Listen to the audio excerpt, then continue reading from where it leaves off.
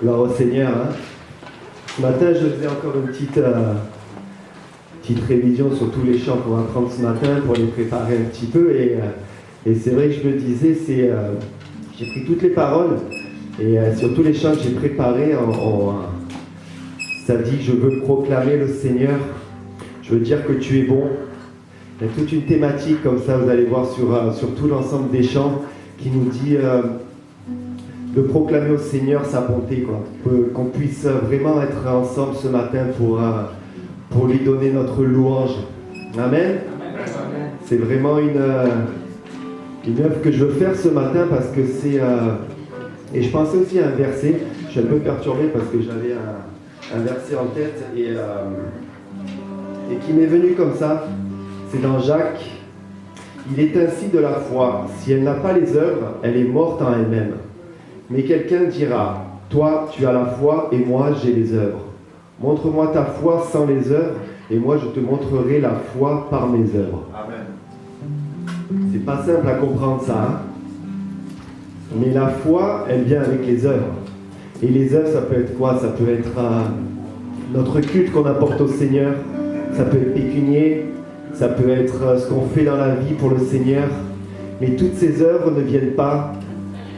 Toutes ces œuvres viennent avec la foi, pardon. On peut toujours dire j'ai la foi, je prie. Mais si on n'a pas les œuvres qui viennent avec, j'ai l'impression que ça ne marche pas trop bien. Hein. Amen. Et le Seigneur, lui, veut nous donner la force de faire ses œuvres pour lui. Alléluia. Et ce matin, je pense que passer ce culte tous ensemble, c'est une œuvre qu'on peut faire pour le Seigneur. Passer ce culte dans la louange, passer toute cette louange ensemble, entre frères et sœurs, pour moi, c'est une œuvre qu'on peut faire pour le Seigneur. Alors ce matin, soyons unis avec lui pour lui apporter toute cette louange qu'on a à lui apporter. Hein. Gloire au Seigneur. Vous êtes avec nous alors, hein? Amen. On veut le proclamer du sommet des montagnes. Alléluia. On peut taper des mains ce matin et lui apporter notre louange. Alors toi, Seigneur. Amen.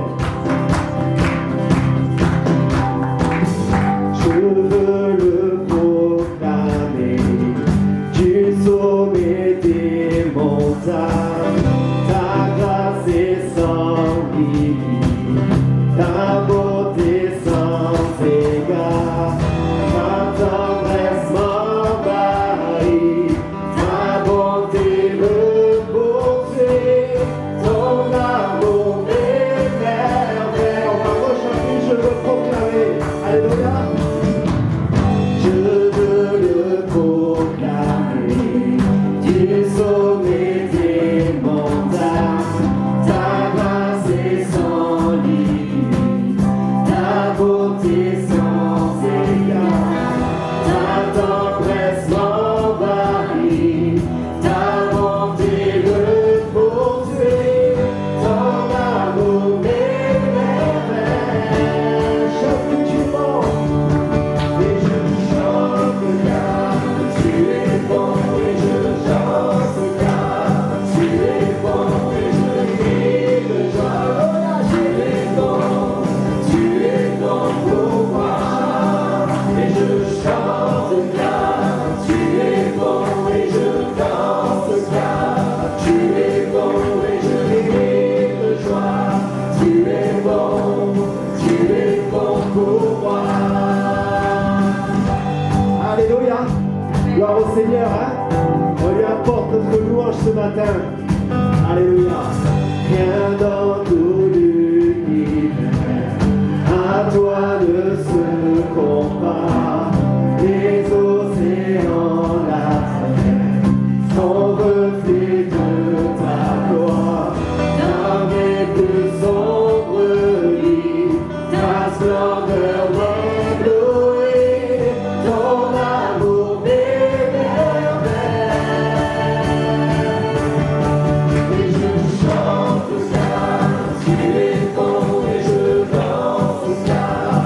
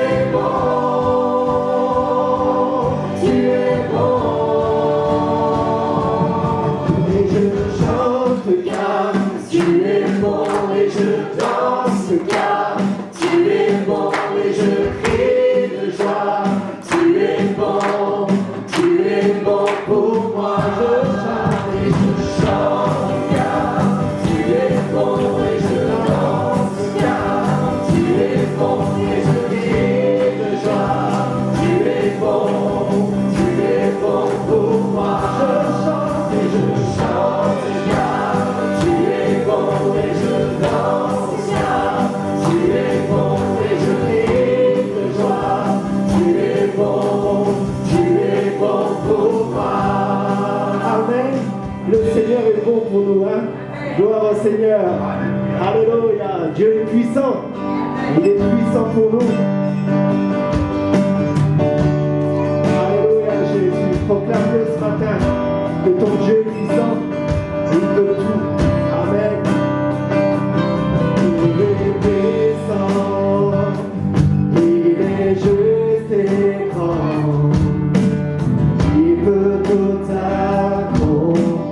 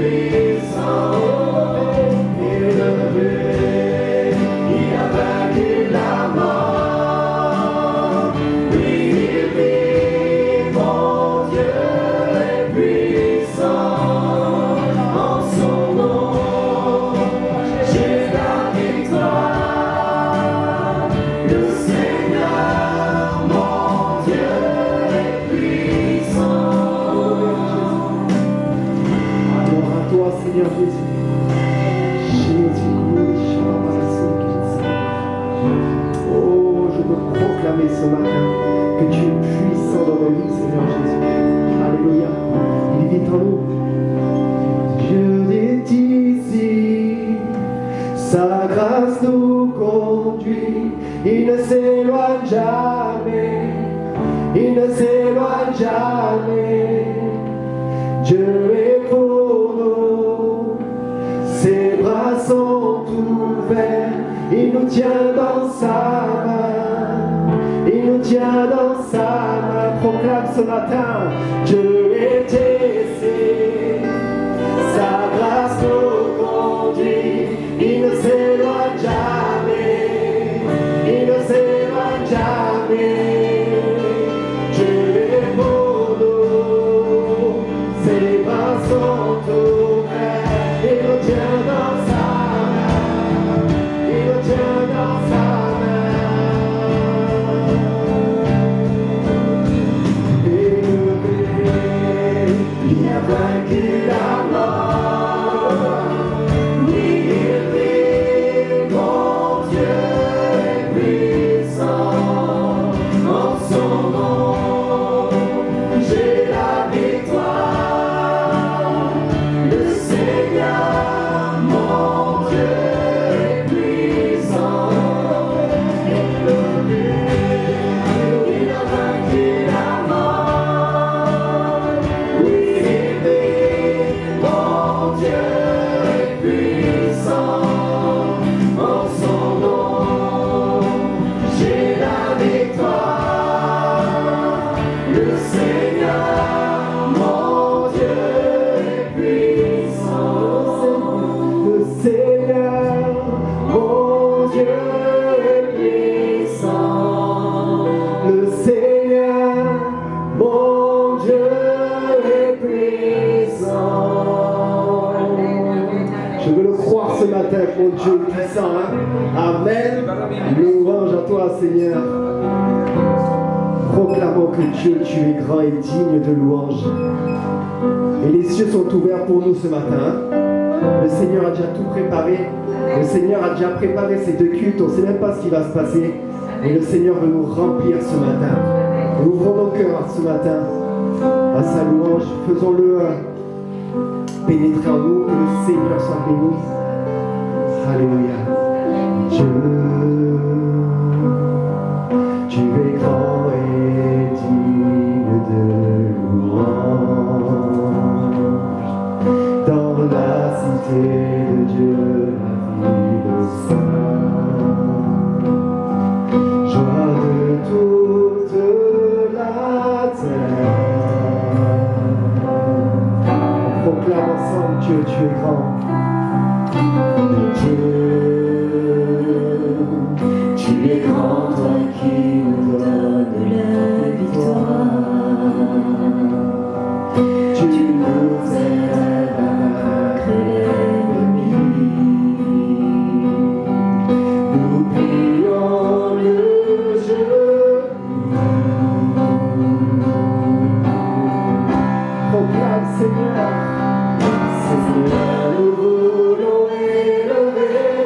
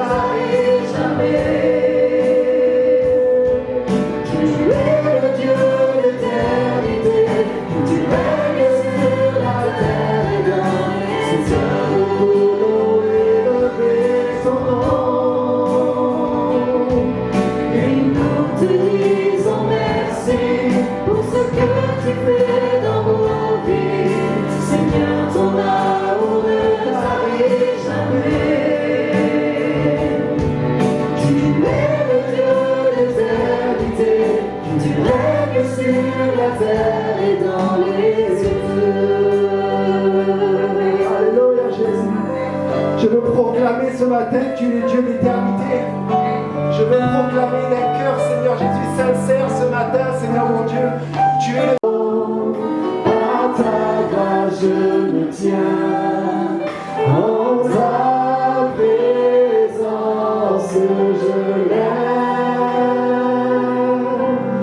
les yeux vers le lieu saint pour contempler ta face. Je veux rester près, je viens devant le trône, par ta grâce je me tiens, en ta présence je lève les yeux vers le lieu saint pour contempler ta face. Je veux rester près de toi. Est-ce qu'on peut faire cette prière ce matin au Seigneur? C'est pas des mots en l'air qu'on va dire, je pense.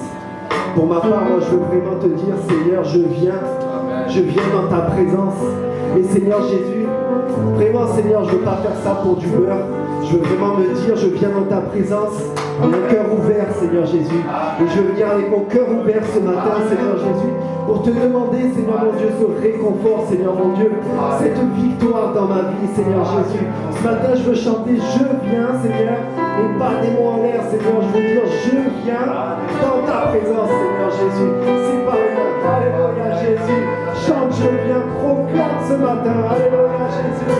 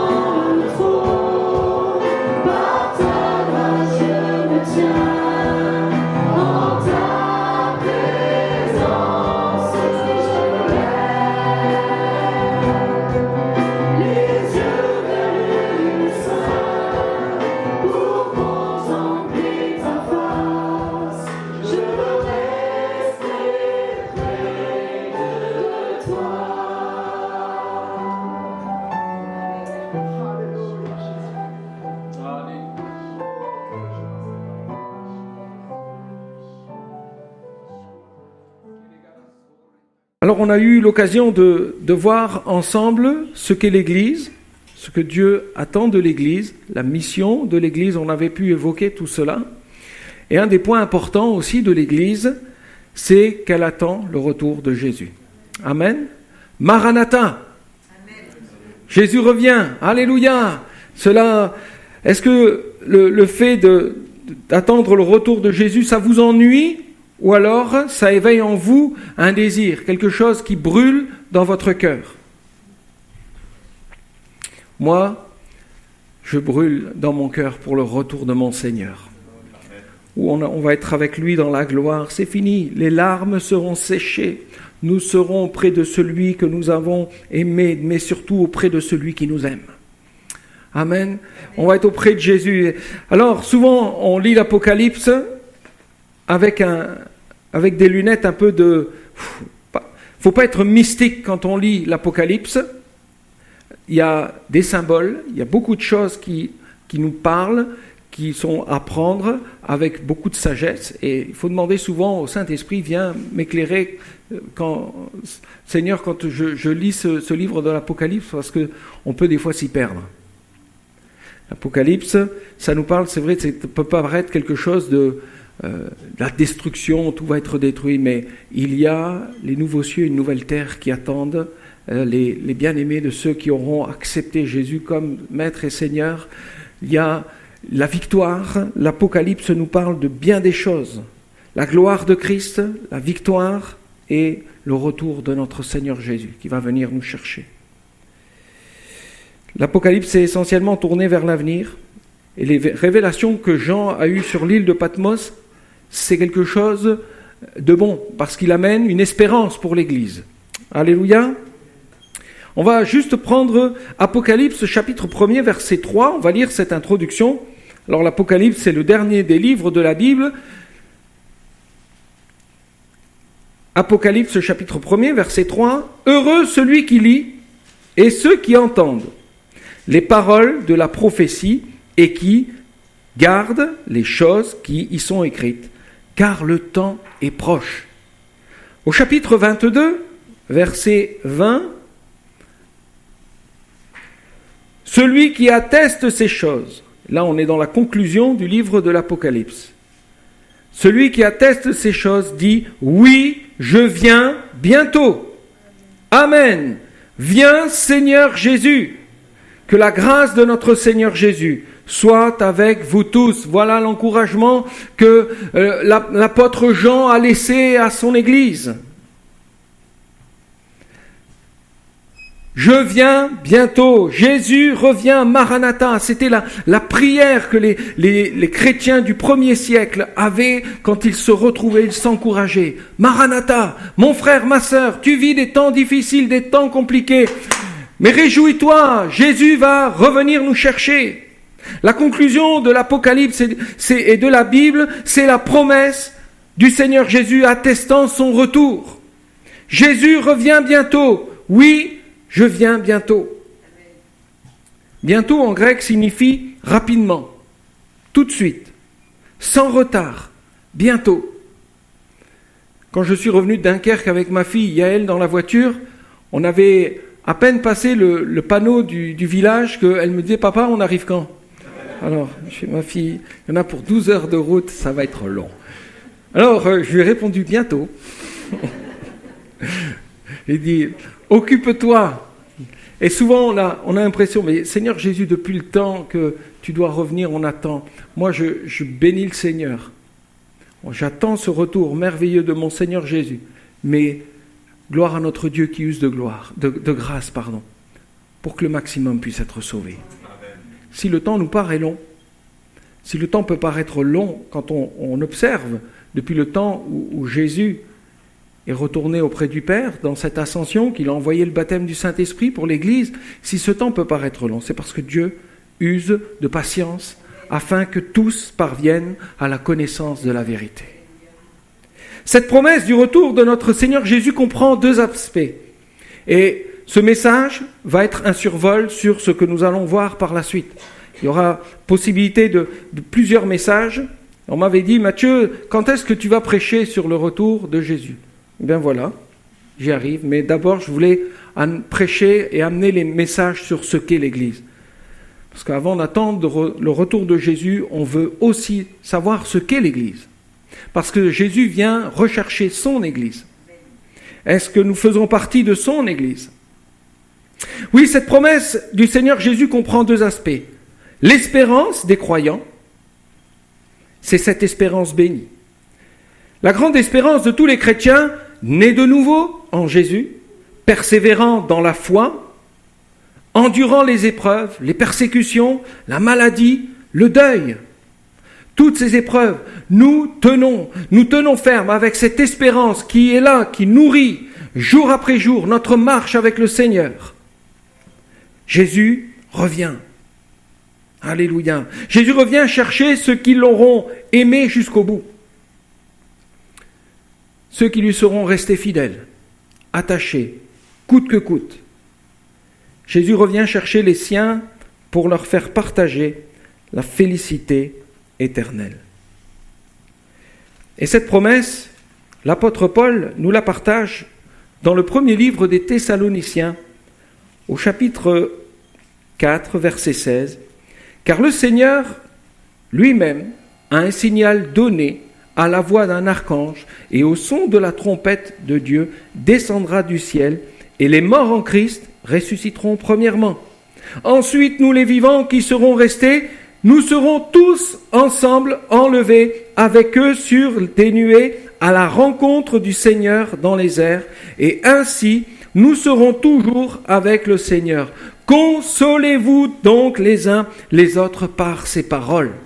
Amen. Consolez-vous ce matin avec ces paroles. Encouragez-vous ce matin avec ces paroles. Même si nous quittons cette terre par la mort, nous allons ressusciter avec Christ. Nous ressusciterons. Alléluia. Christ est les prémices de la résurrection. Et c'est ce qui nous attend. Et nous allons nous envoler auprès de Jésus. C'est pas quelque chose de farfelu, de fou. C'est le message qui est annoncé dans la parole de Dieu. Nous partirons auprès de celui qui va venir rechercher son Église. Et nous, si les chrétiens sont encore là le jour du retour de Jésus, on partira aussi. Et nous serons transformés. Alléluia. Ce corps complètement changé, un corps nouveau, c'est ce qui nous attend. Alléluia. Oui, Jésus revient et nous allons passer l'éternité avec lui. Nous croyons que Jésus est proche. Amen. Et bientôt, il foulera les nuées du ciel pour nous prendre avec lui. Le croyez-vous? Amen. L'espérez-vous? Amen. Cette espérance doit rester forte et ferme en nous. Comme les Thessaloniciens, au chapitre 1er de cette première épître, versets 9 et 10, regardez ce que l'apôtre Paul dira du témoignage que les Thessaloniciens avaient. Il dira ceci avec Silas, ils vont écrire cette pensée, « Car on raconte à votre sujet quel accès nous avons eu auprès de vous, et comment vous vous êtes convertis à Dieu en abandonnant les idoles pour servir le Dieu vivant et vrai, et pour attendre des cieux son Fils, que Dieu a ressuscité des morts, Jésus qui nous délivre de la colère à venir. » Ils l'attendaient, ce retour. C'était là toute leur espérance. Ils avaient abandonné leur vie passée, les idoles qu'ils servaient pour servir le Dieu vivant et vrai. Ils croyaient en Jésus-Christ et ils attendaient son retour. Cette espérance ne doit pas pour autant, frères et sœurs, être nourrie de fables, de fausses doctrines, de spéculations, de bien des choses qu'on nous a dit sur le retour de Jésus. Combien d'hommes ont écrit « Oui, Jésus va revenir à tel jour, telle date ». Et Jésus n'est pas revenu parce qu'il n'y a que le Père qui sait, au moment donné, il enverra son Fils, Jésus-Christ, pour venir nous chercher. Amen. Alors faites attention à tout ce que vous écoutez, entendez. Posez votre foi dans le retour du Seigneur Jésus sur la parole de Dieu. Amen. Et vous savez, et encore, on pourrait faire plein d'erreurs d'interprétation quand nous lisons les textes. Soyons prudents quand nous les prenons. Parce que Jean dira aussi, faites attention qu'on ne déforme pas le livre de l'Apocalypse. Parce que celui qui déformera les écritures de l'Apocalypse, il aura des comptes à rendre. Alors, nous sommes prudents dans ce que nous avançons. Nous savons une chose, c'est que Jésus revient. Amen. Alors faites attention à tout ce que vous pouvez entendre. Notre espérance, elle est nourrie de Christ. C'est lui seul que nous allons aller à la rencontre pour être avec lui dans l'éternité. C'est notre espérance. Amen. L'espérance du croyant. Et il y a un deuxième aspect aussi du retour de Jésus, c'est le jugement de toute chose. C'est souvent quelque chose qu'on voudrait mettre sur le côté quand on parle, quand on témoigne autour de nous. Mais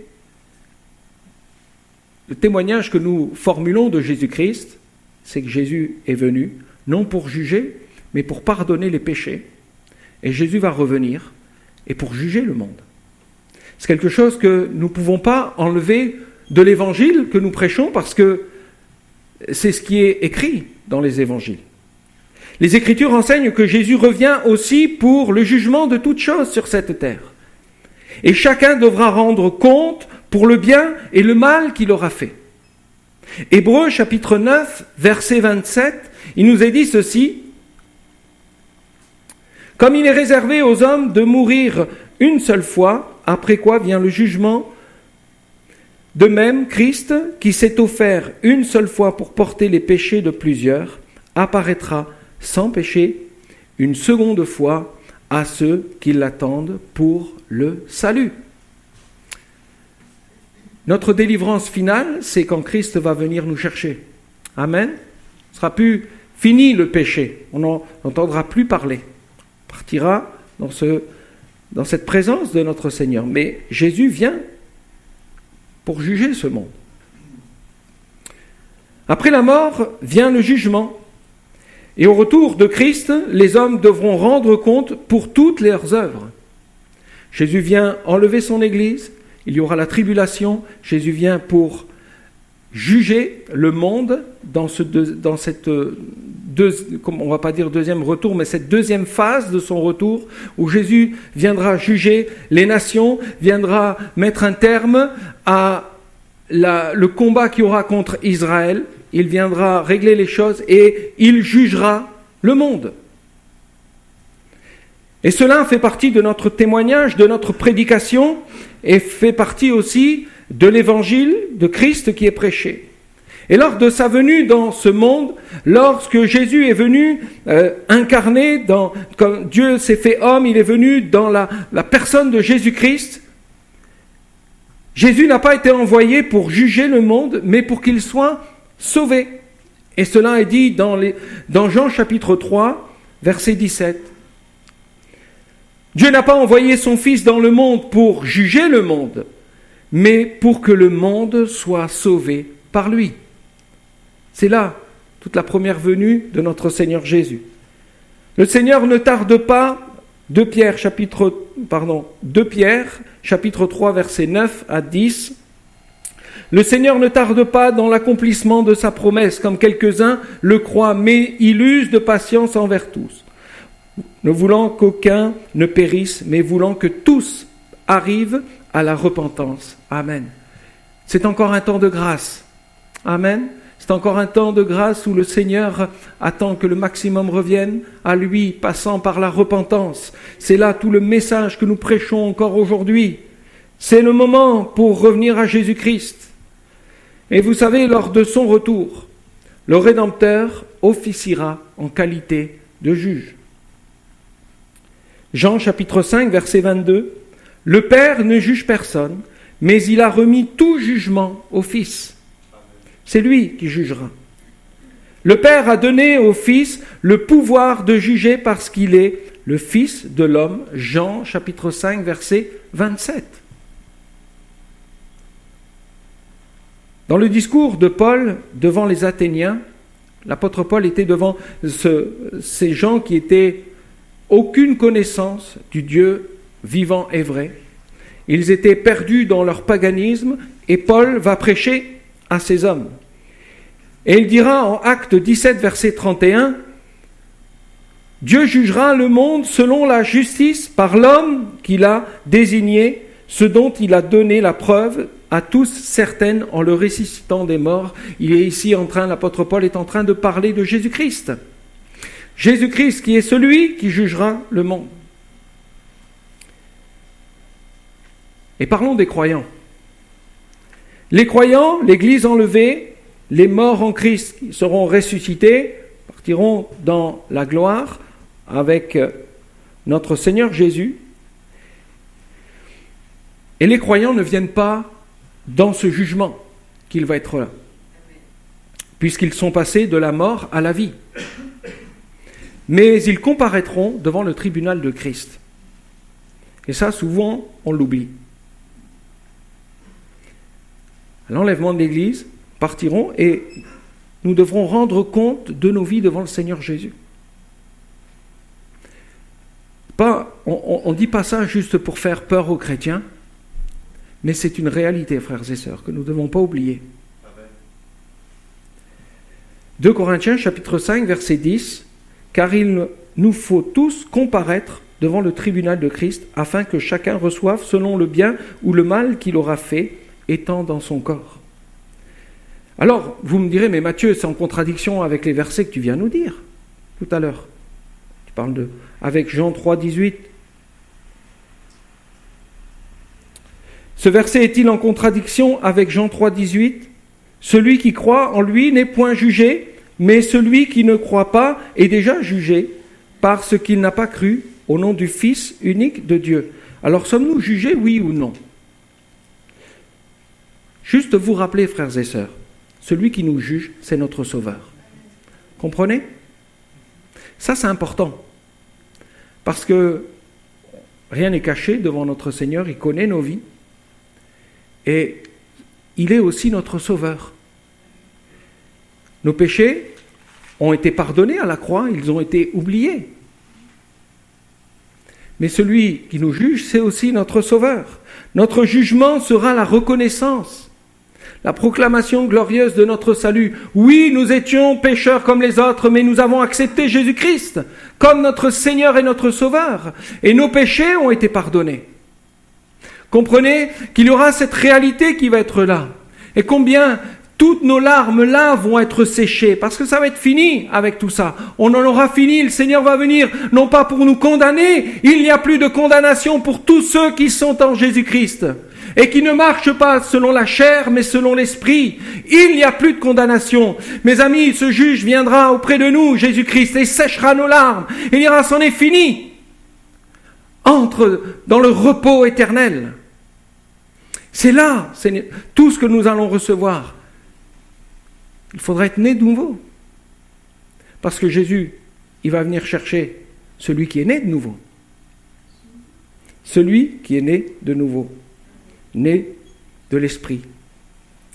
C'est ici un avertissement contre toute fausse sécurité et espérance mal fondée. Ça nous pose ici devant quelque chose d'important. Je ne suis pas arrivé devant le Seigneur en disant, écoute Seigneur, tu vois, j'ai fait ça, j'ai fait ça, j'ai fait ça. Nos œuvres ne tiennent pas. C'est notre foi dans le Seigneur Jésus, dans le fait qu'on l'a accepté comme notre Sauveur et Seigneur. C'est-à-dire que nos cœurs ont cherché à lui obéir, coûte que coûte. C'est cela, frères et sœurs. Comment nous aurons communiqué cette grâce, ce pardon que nous avons reçu. C'est un avertissement contre toute fausse sécurité, en pensant que la prière du curé pourra nous amener à entrer dans la vie éternelle. De croire, parce qu'on va avoir le petit parfum, l'encens autour du cercueil, ah c'est bon, tu es sauvé maintenant. C'est toutes des doctrines qui sont fausses. Vous savez, notre assurance n'est pas incompatible avec la crainte que nous devons avoir de Dieu. Pas parce que nous avons l'assurance que nos péchés sont pardonnés, qu'on est en all inclusive, on peut faire tout ce qu'on veut, on peut vivre comme on veut, ça c'est faux. Ça c'est les enseignements que l'Église du 1er siècle a dû combattre. Parce qu'il y avait des gens qui arrivaient, on vit n'importe comment, on s'en fout, c'est pas grave, on vit. Et puis, de toute façon, nos péchés sont pardonnés. Non. Nos péchés sont pardonnés et je veux marcher dans la pureté. Je veux marcher à la suite de mon Seigneur Jésus. Et avoir cette crainte respectueuse de lui. Et la crainte nous pousse à affermir notre vocation et notre élection que nous avons en Jésus-Christ. Et c'est l'apôtre Pierre qui le dira. Prenons ensemble ce passage. 1 Pierre chapitre 3.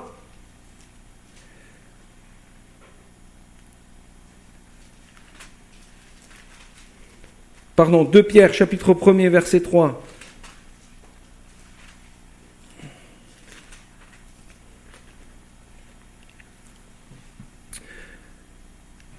Comme sa divine puissance nous a donné tout ce qui contribue à la vie et à la piété au moyen de la connaissance de celui qui nous a appelés par sa propre gloire et par sa vertu, lesquels nous assurent de sa part les plus grandes et les plus précieuses promesses, afin que par elles vous deveniez participants de la nature divine, en fuyant la corruption qui existe dans le monde par la convoitise. À cause de cela même, faites tous vos efforts pour joindre à votre foi la vertu, à la vertu, la science, à la science, la tempérance, à la tempérance, la patience, à la patience, la piété, à la piété, l'amour fraternel, et à l'amour fraternel, la charité. Car si ces choses sont en vous et y sont avec abondance. Elles ne vous laisseront point oisifs ni stériles pour la connaissance de notre Seigneur Jésus-Christ. Mais celui en qui ces choses ne sont point est aveugle. Il ne voit pas de loin et il a mis en oubli la purification de ses anciens péchés. C'est pourquoi, frères, appliquez-vous autant plus à affermir votre vocation et votre élection, car en faisant cela, vous ne broncherez jamais. C'est ainsi, en effet, que l'entrée dans le royaume éternel de notre Seigneur et Sauveur Jésus vous sera pleinement accordée. Amen. Parlons du jugement de ce monde. Satan sera mis hors d'état de nuire et il va être détruit. C'est ce que nous dit l'Apocalypse. Et déjà à la croix du Calvaire, tout a été accompli. L'Apocalypse, chapitre 20, verset 10, il sera jeté dans les temps de feu. Terminé.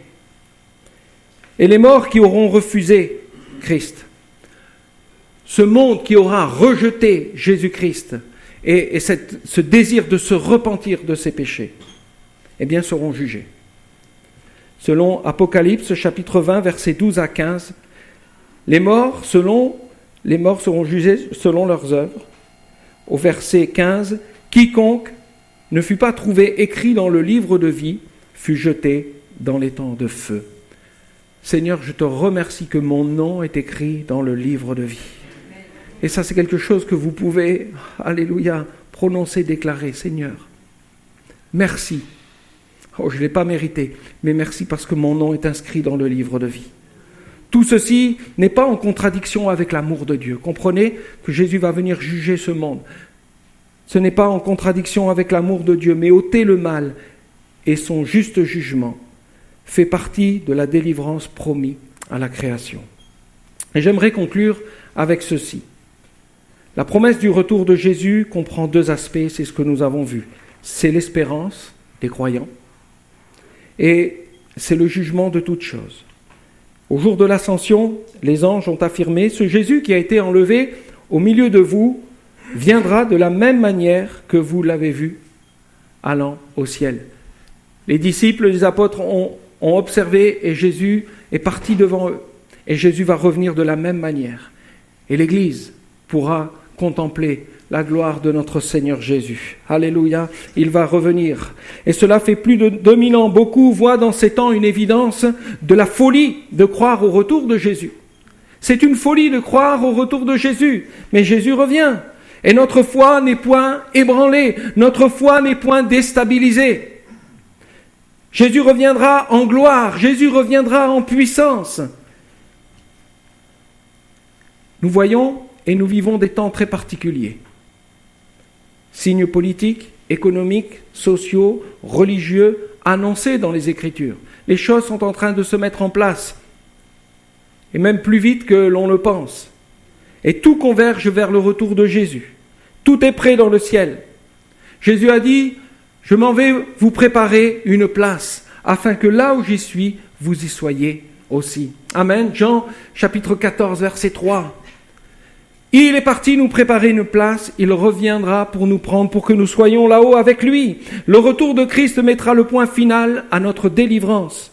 Nous soupirons après son retour.